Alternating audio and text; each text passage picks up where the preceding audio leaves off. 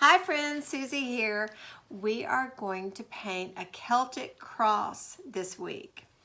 In your connection kit, you got this. It's a white piece of watercolor paper, and on it has been drawn a Celtic cross in white Elmer's glue. The glue has dried, so when we paint over it, the cross will appear. The colors that you got in watercolor are blues and greens and a yellow. The color that we associate with Ireland is usually green because it's called the Emerald Isle.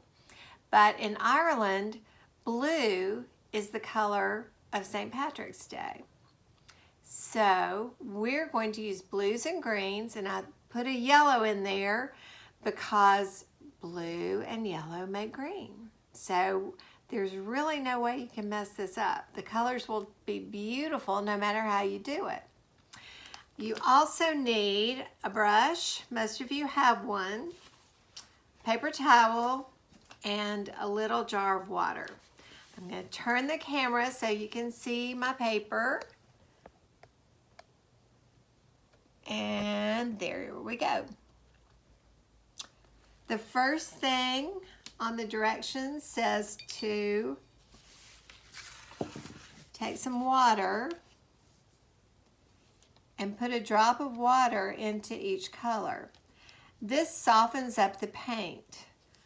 We sent you really dry paint because we didn't want it to get all over the place, but to reactivate watercolor, it's a good idea to put a little water in it and let it get softer.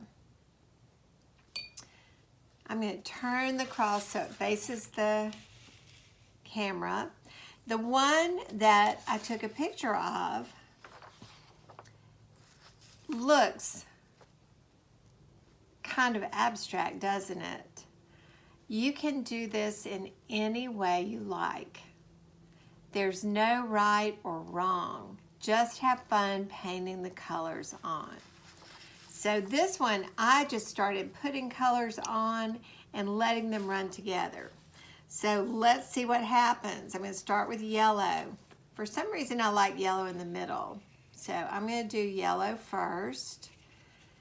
And then I'm going to add a little green around here. So I'm being a little bit more deliberate right now about how I put the colors together. There are two different blues on here, and you'll see as the paint kind of runs a little bit, the shapes are showing up more and more. So I'm dipping my brush into a different blue. It's more of a turquoise blue. And some of you might have gotten a different green. It's not a brighter green. It's a little bit more of a Kelly green. I don't happen to have that on my palette. Doesn't matter because you can mix it. So I'm going to kind of mix the colors together. Oh, look at that. So let's go all the way down to the bottom of the cross with yellow. And then I'm going to paint some blue right in the middle there. And look how I just touch my brush, and I can even just swirl the paper around and let the paint flow where it wants to. Cover the whole paper with paint and leave it for a good while to dry. And you'll be surprised when you go back to see how the colors have blended together.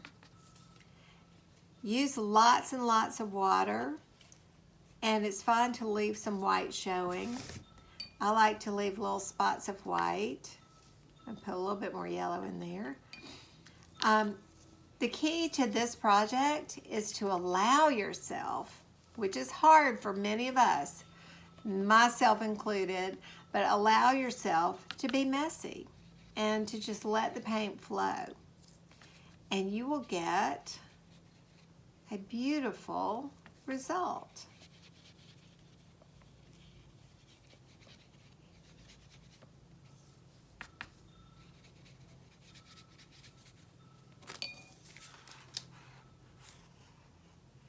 I'm letting it run all over the place. And you see how the white glue is stopping the paint from running everywhere because it's called a resist. The water in the paint is resisting